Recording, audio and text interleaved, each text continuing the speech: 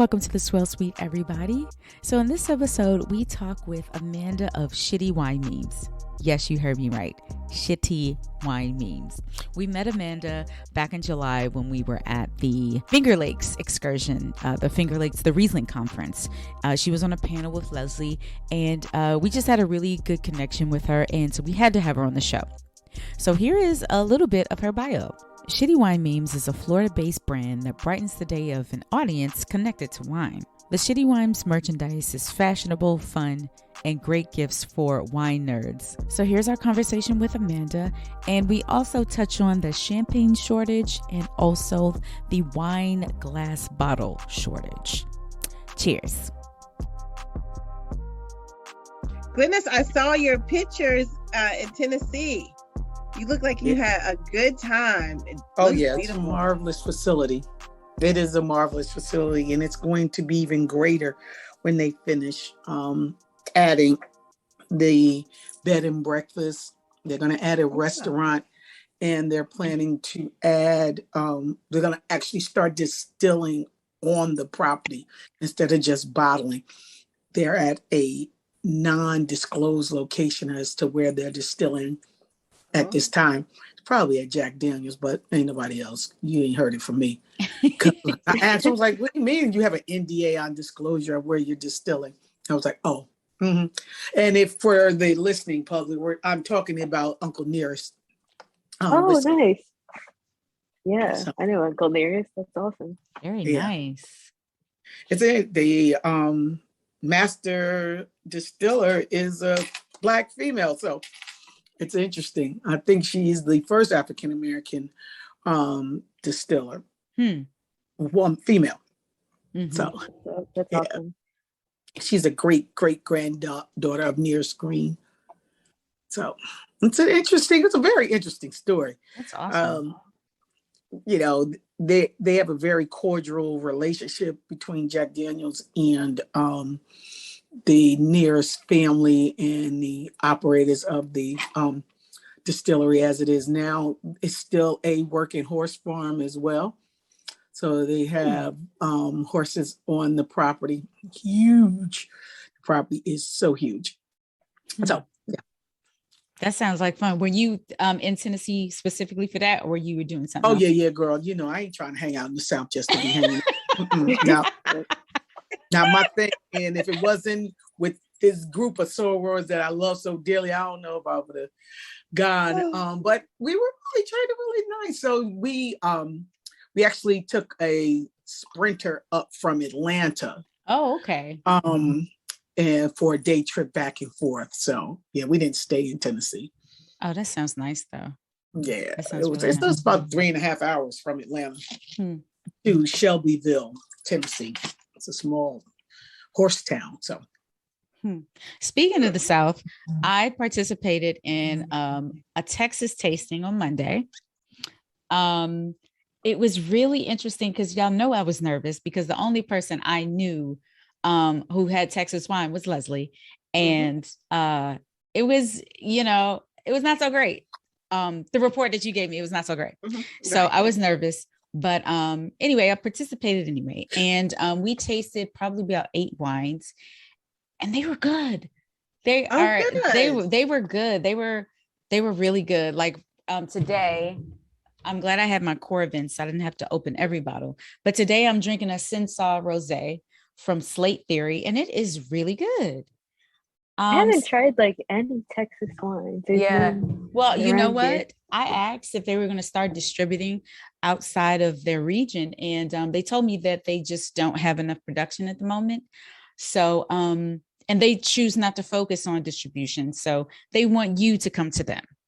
They even sent me this very, very big map, the map of Texas with the 8 AVAs on it. Yeah, it was cool. It was a cool experience. I'll just live vicariously through you and Leslie. How about that? Texas. Well, when Texas returns to normal Texas, rather than the nation of Texas of how they're operating now. Yeah, that's a good way to describe it. I would recommend going to Fredericksburg and Grapevine. Okay. Are good areas, and they have, like, you can go to the vineyards, but in Fredericksburg, right outside of Fredericksburg, they have like little tasting rooms, kind of like Willamette. You know how when you go to Willamette, instead of going to all of the vineyards, they have tasting rooms in town, very similar. Okay. How far is that from like a major city or so you can a major airport? Yeah, you can choose to. I flew into San Antonio, and it was about an hour and some change, not that, long of a drive to get to there. But there's no major airport in there. You have to fly to San Antonio. Okay, gotcha. Huh. Oh, so I want to bring up two things that I read about this week. One is the champagne shortage. Oh, yeah. So, yes, according to the Washington Post, there is a champagne shortage looming. So you need to shop early to keep the sparkle going for your holidays. And so this is as a result of the pandemic, of course, from when there's a low supply.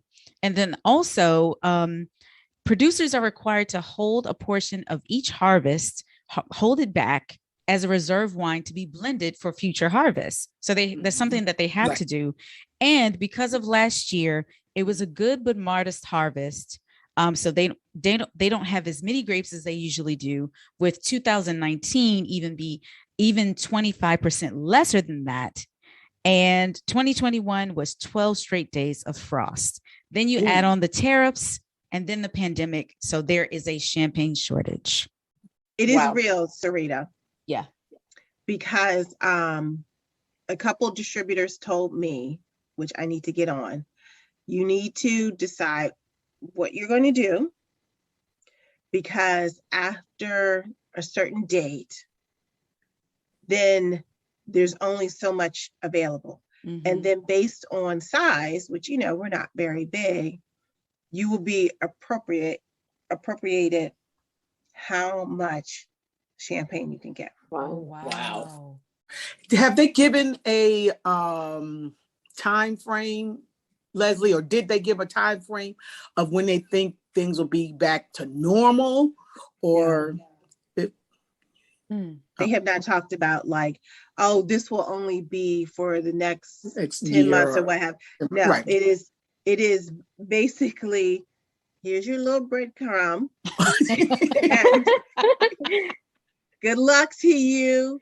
So you better. So like, there's a run on it now where I have to put in my orders now, which is just, from a small vendor like myself, then I have to decide, am I going to invest that money now, knowing that if I want it later, it's not going to be there. But then that's something that I can't buy, something else I can't buy because I'm, stockpiling that champagne. And I wonder if this also, or whether Cremants, Cavas, Proseccos are also affected like champagnes. That's a good question. I have not heard outside of that region. Outside of Champagne. Specifically, no one has said anything to me about ordering, because we carry those also, and no one has said, well, you better get those because they're not available. Now, I haven't actively asked, but they would say something to me. Well, I could see when the shortage really take hold, I can see maybe a run on those other sparkling wines if the supplies become very limited. So I'm going out to get as much Cremant as I can. That's a good idea. On top of that, there is a glass bottle shortage. So yes, so there's a glass bottle shortage, which means wine will spend more times in barrels. Okay. And then that may lead to oakier or wines that taste like sawmill due to that extended period of time in the barrel. This is due to the shipping crisis, Products just aren't getting to producers, winemakers fast enough. And it's going to slow down the maturation of the wine because all of us know that it's aged in oak or stainless steel, whatever, and then in the bottle. So it's just slowing up everything. Then I heard there's also other supplies that there's a shortage of corks, bags, paper products, or whatever. So shout out to the winemakers because this is another reason why I will never make wine. Yeah, it sounds very stressful. Yeah. I wonder how the can wine business will fare, or if it's affecting them as well. That's There's a good probably question. A can shortage too, with all the with all the seltzers flying off the shelf.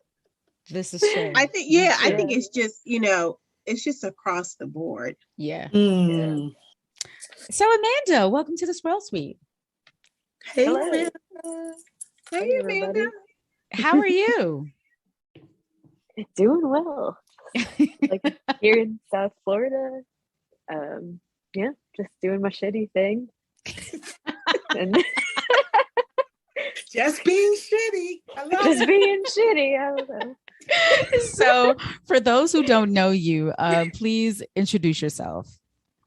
Well, my name's Amanda. I'm the founder and creator of Shitty Wine Memes, which is on social media, and it's where I upload, funny wine jokes and wine humor online, and also sell some merchandise along with the page at shittywinememes.com.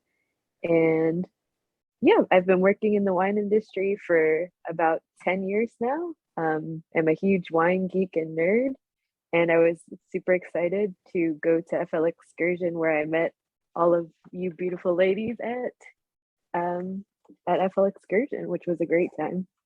Yeah, that was a fun trip. It was, and you on the panel with Leslie. That was a great panel that you guys were on. That was awesome. Oh, most definitely. Yeah. Yeah.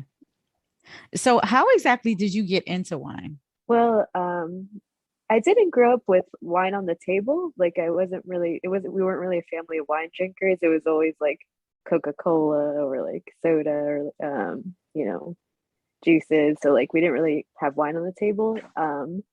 I got into wine. I started working in restaurants. Like first I worked in pizza places and kind of became a server at a little bit of a nicer restaurant down here in South Florida. I decided to go to FIU, Florida International University, for hospitality management. And it was there that I took like a wine elective course. They actually had an elective course to learn about wine. And I was like, well, I got to take this. And I was I was thinking of it as like, oh, that'll be like an easy, fun, like silly class. Like I'll see what, because like all I had drinking at the time was like Gato Negro and like Sutter Home. I wasn't really into wine. And then I took the wine class, and the teacher, he reminded me of like, Back to the Future, like Doc Brown. He was just like very like passionate and excited about the wine regions of the world. And he talked so much about different hidden gems of the wine world, like the food, the cuisine, like the culture, and also like value wines and where you could get some, So after class, I was like, well, I want to explore more. And I would find things that I liked in the class. And I was like, you know what? I really want to work in wine after I took that class. So that's really kind of what started it off. And then, I've worked in sales for a distributor, as a somm, and then doing wine sales again now here in South Florida. So is this the professor that you talked about during your presentation? Yeah, well, there was actually two professors that, like, once I took wine course, I'm like, well, I have to sign up for another course. There was two professors. It was Chip Cassidy, and who is the one I talked about at the panel, and then kind of this like more kooky, character that was really into the history as well. So it was just like it almost felt like a history class that was also tied to like science and art and everything that they talked about in the class. Like I never really was super excited about studying. I wasn't a very like astute student in terms of like getting really excited to study and read, but with the wine books I'm like, well, this is just fascinating, and I just really got into it. And so you were telling me about your new part-time job as a wine broker. Tell us a little bit about that and what you do with that. Well, I just started this job almost a month ago, and it's owned by these two women down in South Florida, and we only carry about 12 producers now, it was actually a business that they started during the pandemic called Pro Vintners, because during the pandemic there was a lot of producers that got dropped from their distributors. It was like a really tough time in terms of, distributors were actually starting to let go of some of the producers that they were carrying. And she actually got let go from the company that she was working at, and she decided to start her own kind of wholesaler and broker business called Pro Vintners. And I decided to leave my corporate job in training and development, and I wanted to do something that was more focused on like family owned wineries and a little bit more boutique wine and wine that I could really get excited about selling. And she and her friend Rebecca started this company called Pro Vintners, and it felt cool because it's a company that's ran by two women, and all the wineries that they work with are kind of smaller family owned wineries, and I get to kind of just tell the stories of the wineries to my friends in Florida that are wine buyers, and it doesn't feel like it's something that's very corporate wine. Like there's actual people behind the wine, and I get to talk to the winemakers and I can ask them questions directly. And since it's only 12 producers, I feel like I can really focus and learn as much as I can about them. So I'm new to the job, but there's a lot of exciting things that we're bringing in. Like we're bringing in Red Tail Ridge from the Finger Lakes. We have some really cool wines from Australia that I'm selling. So I'm starting to learn more and more about Australian wine with Legends Australia. So it's just a job that can allow me to get back into that inner wine geek again. And what's cool about the fact that it's being a broker is that like I get more direct relationships with the wineries. So if they have kind of things that they're holding back or library wines or special selections, like I can connect the restaurateur like directly to the winery, and it's something different and something that I'm learning more about. So I actually don't know 100% too much about the role, but it's something that I can see learning more about and getting more excited to do. And if someone wanted to become a wine broker, what advice would you give them? And how did Pro Vent reach out to you, or did they post a job in a wine trade magazine? How did it come about? So I feel like what's really tough about being a wine broker is that, a lot of times you work just off the commissions from the wines that you sell.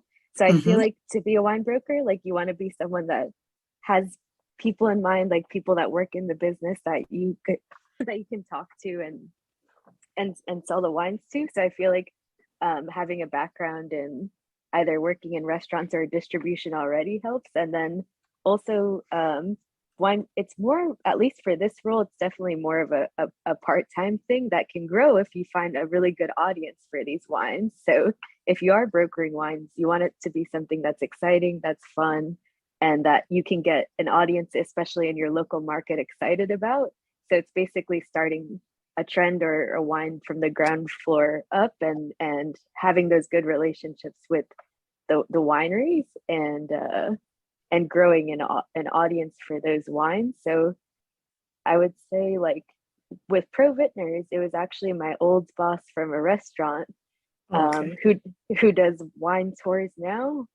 He actually started making a wine and is one of the producers for the brokerage. And he's like, he knew that I was kind of getting a little bit tired of working in the office and that I wanted to focus more on shitty wine memes and have more time for that.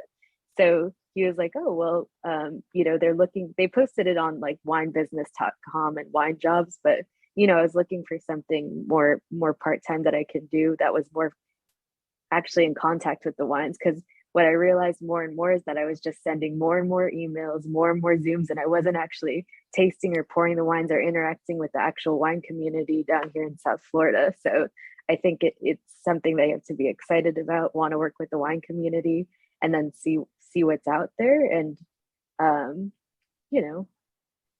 have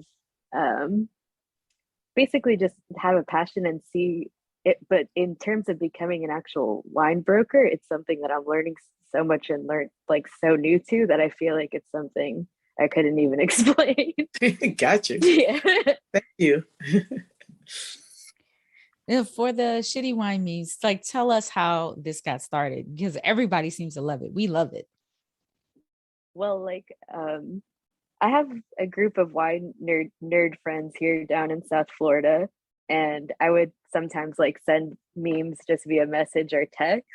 So I decided to actually make an Instagram page and start posting the memes that I made on there. And that's how it kind of just came about, was me just sending stupid jokes to my friends and putting them together, and then, you know, compiling them on the Instagram page and just being like really consistent, like trying to think of one joke a day or one meme a day, and continuously like posting on Instagram is where it started, like September 2019. That's awesome how fast you grew, how fast your Instagram page has grown.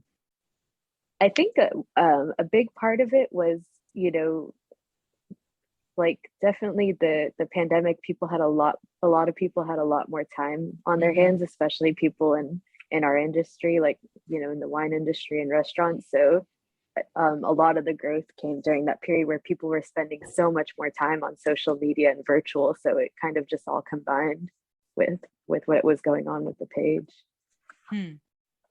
And so what was your first product and what do you offer now? So I had a product. I don't think anyone has it. There's one person that has it, and it was actually someone I met in the Finger Lakes. I had a shirt that said, "Do you even blau Frankish?" And it was a horrible, like ugly shirt. And I was like, let me just try and put this on Etsy and see. And I sold like one or two of those, but I stopped because I was like, these shirts are horrible. I don't. But the first product that I made that I really liked was the enamel pins. They're like the little lapel pins that you guys saw in the Finger Lakes. And it was actually like a spoof on like the certification pins, you know, like WSET and Quartermasters, and it just said shitty wine memes. And that was the first product that I put out there. Kind of like satire on the industry and how people can be so obsessed with, you know, certification when some of those organizations, you know, are a little, or not a little, can be really problematic. So I'm like, you know what, let me just put fun pins out there that say shitty wine memes. And that's kind of how the pin started. And then from there did like a Team Brusco pin because I'm a big Lambrusco fan, and kind of gone on to different designs since then. I'm looking forward to wearing my Gamay pin next month. Oh so yeah, about that one. Mm-hmm. The Gamazing. Yes, that one's fun and sparkly. Has glitter, which is great. Well, how did you come up with the name Shitty Wine Memes? Well, I came up with the name Shitty Wine Memes because I feel like the actual quality of the memes is very much like fast and like slapped together. So I was like, I very much like named it literally, like they're shitty wine memes. Like I didn't like try and overthink it. I was like, you know what? I'm just gonna call it shitty wine memes. And I think the fact that the wine industry can be so like, I don't know, snobby and can be a bit like, oh, Stuffy. you know, stuffy. Just putting the word shitty right there in the front like shows people like, okay, this is a place that's like fun, welcoming, like it's shitty wine memes. Well, it's very cool. And how do you like keep like your memes, like your ideas fresh on Instagram? A lot of times, you know, it's a lot of just keeping up with like wine industry news and trends. Sometimes I get ideas from keeping up with like different publications, or sometimes it's like current pop culture trends or shows that everybody's watching. And I also get a lot of inspiration from like TV shows or movies or comics that, you know, I read or growing up that I was, you know, really familiar with. And then also just situations that I encounter in the wine industry, like good and bad and silly or like uncomfortable, just kind of poking fun at things that would happen in the past or even like currently. Okay, last serious question. What was your most popular meme that you didn't expect it to like take off the way it did? Ooh, let me think. Most popular meme. I did like this series of memes a long time. It was like a year ago now. And it was all these memes that had to do with Godzilla.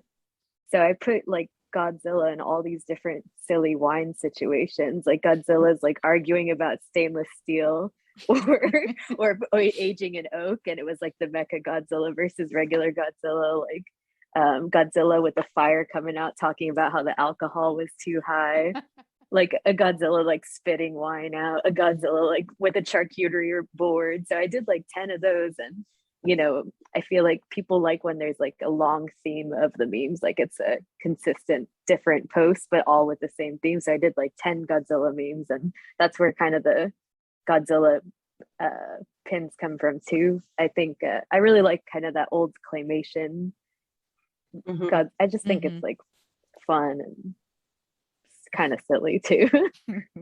I don't like the CGI movies so much. Like I just like the look of like the claymation, and the old Godzilla movies is just really kind of funny, and putting him in different wine scenarios was cute. Has there ever been someone who just doesn't get it? Yeah, for sure. Like I don't know if you guys had seen on my page, like I did this joke, and it was from Romy and Michelle's high school reunion, and I made a joke about how they invented wine markers, and the actual inventor of, well, not really the inventor, you can write on wine glasses with like Sharpie or any type of marker, but the actual inventor of like trademark wine marker or something, like they reached out to me and they're like, you didn't invent wine markers, this is a mother-daughter team. Yeah, and they wrote this like long comment, like the joke went over their heads, because in the movie Romy and Michelle, they joked that they invented Post-its, but they didn't. And the wine marker inventor like was like, my attorney is gonna reach out to you. And I was like, and then I just replied like, this is from a movie, LOL. And then like I was really petty, and I like took that comment and made it a meme. And I was like, but it was just like, sometimes like people take the jokes not too seriously, but sometimes they'll take things out of the meme that like I didn't really mean to convey, or they'll start an argument over nothing, like soul fights or something. It's just really interesting to see. Like most of the feedback is like positive, and I have really good interactions, with people in the comments. And then sometimes I'm just like, what the fuck? Like, I can just imagine. Yeah. Wow. OMG. All right. So the second part of our show, we have a bunch of random questions for everybody, and they're going to be fall Halloween themed. Leslie, I know you got to drop off, so just, thank you for joining. But our first one is, when was the last time you wore a Halloween costume, and what was it? Okay. It was from the movie Aliens, and I was Ellen Ripley, or like a character from the movie Aliens. And I had like an old promotion shirt from the movie Aliens with like the chest burster coming out. And I had like a onesie, like a spacesuit onesie, and it was so comfortable. I'm like, this is the most comfortable Halloween costume I've ever had. And then actually my fiance, he made the face hugger alien, the really creepy one that like jumps out and like goes on people's faces. He actually made it out of clay, and like I had it on my shoulder. It was a wild costume. It was good. Wow, that's impressive. It was impressive. Glynis, what about you? Okay, goodness. Let's see. The last Halloween. Oh, la la la la. Well, last year I usually go to Jamaica for Halloween every year, and last year, which was in the middle of the pandemic, I did go, but I only had a T-shirt and the mask. The year before, I'm trying to think, did I not go the year before? And it was the year before. But the last full costume for the Halloween event was a 70s event, and I was a disco girl.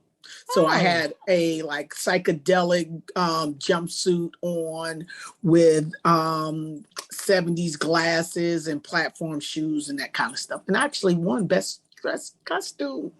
Nice. Yeah. So that was the last, but I try to dress up every Halloween.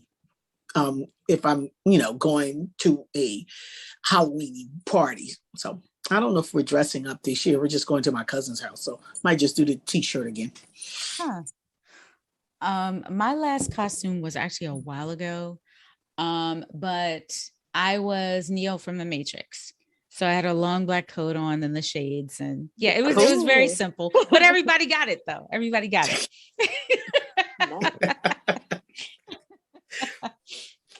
Okay, so the rest of the questions are going to be either or. Pumpkin patch or apple picking? Well, damn, like we don't have either of those in Miami, so like I would love to, but probably apple picking sounds really. It sounds like it could be fun. Like yeah.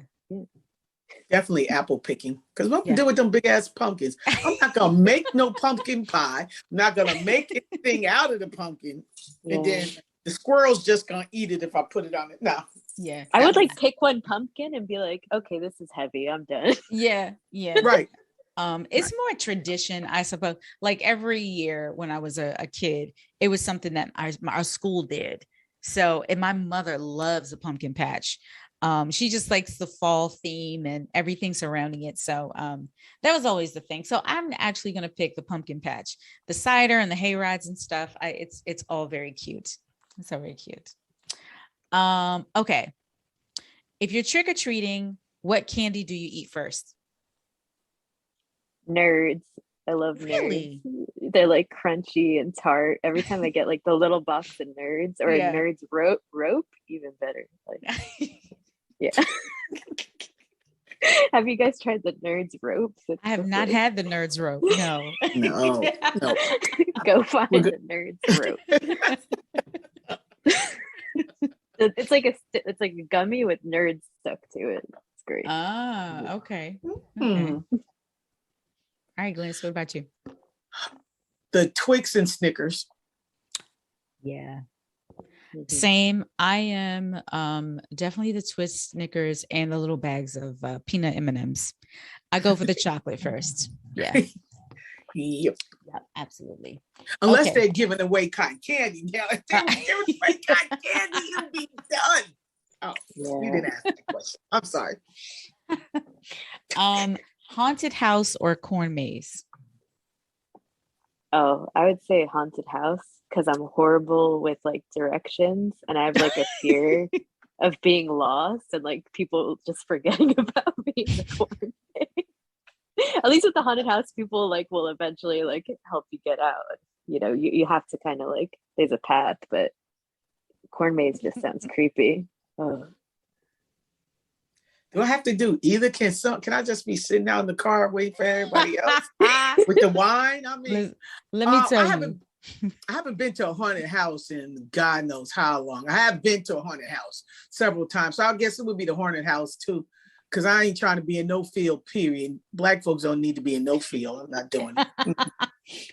So of course I have a story. My homegirl's birthday was last weekend and she invited us all to a haunted trail. Now, when I say haunted trail, it's first of all, we had to drive all the way like past Clinton, like Waldorf, Maryland. So Amanda, that's like an hour from DC. So, and this is a Friday night and we don't really know what to expect, whether it's going to be inside or outside. Anyway, it's outside a big baseball stadium. So it's just all open field and it's pitch black. and they have like we can't see the fog machines, but there's fog everywhere, so you can't see a thing. And it's like 3 parts. It's a corn maze, then it's a haunted house, corn maze, then it's another haunted house. Like a spooky triathlon. It was oh my Oh my gosh. God. It was probably the most frightening thing that I've ever experienced in a while. These actors were so committed to these roles to scare people. They were in the corn maze. I mean, they were jumping like over fences. They were coming out of nowhere. They were coming from the front of us, the back of us, the side of us. We got chased with a chainsaw. We couldn't confirm if it was real or not. It was just no time for any foolishness. There was a girl that was probably the scariest to me. She was like my height. She had big natural hair, and all she did was stare and follow you. And then she just scream. It was insane. It was absolutely insane. So I'm gonna also choose neither because I don't really need to do that again. But I didn't know neither was a choice. Oh yeah, that's good. no, it was absolutely crazy. It was crazy. Like y'all, people do this for fun. Nah, Right. I'm But good. what did you get out of that? Yeah, that's hilarious. I'm good. And the thing is, I'm still talking about it because,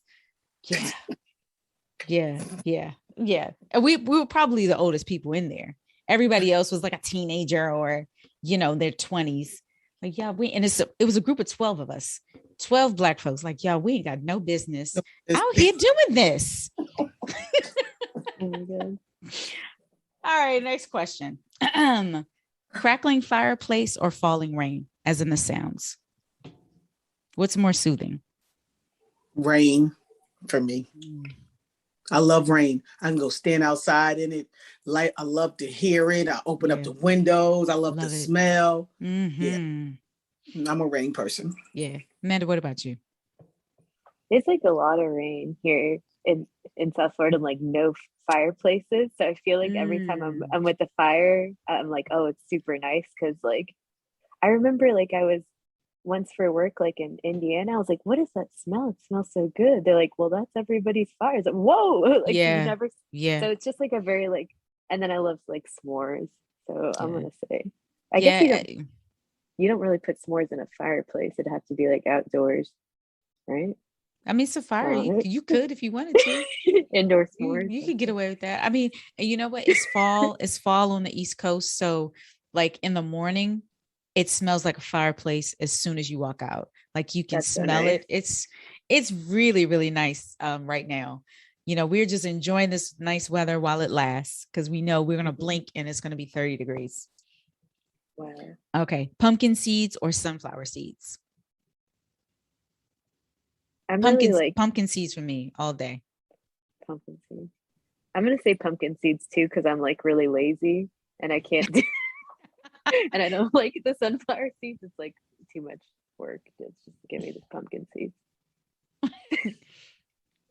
I'm sunflower because they are not as salty as the pumpkin. Yeah, you're right about that. Now, if they're unshelled, I like unshelled pumpkin seeds over unshelled sunflower. But I like shelled sunflower versus shelled pumpkin. Makes sense. Makes perfect sense. All right, last question. Syrah or Cab Franc? Syrah. Yeah. Syrah, whatever you want to call it. Yeah. That.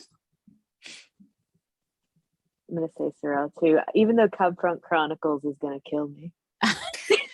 Right. Right. I feel like people who love Cab Franc, they love it hands down, versus all the other red wines. But I'm a Syrah fan too. And then, you know what? It's so rare that I find a really good one.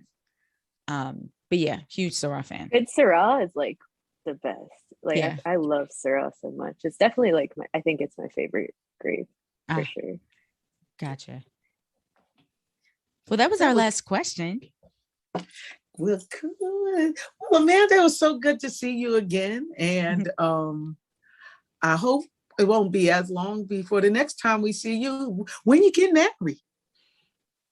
I don't know. I have to pick. I have to pick a day. I've been just like not wanting to plan anything or do anything. So one day, maybe 2023. It took us like, well, we were together like 10 years and then got engaged. So we're not like in a rush for anything. We're like, so I guess we'll be engaged for like 5 more years and then get married in another 5. So it's very like untraditional. Nothing wrong with that. Yeah. Nothing wrong with that at all. Oh, God. So before you go, please tell everybody where they can follow you.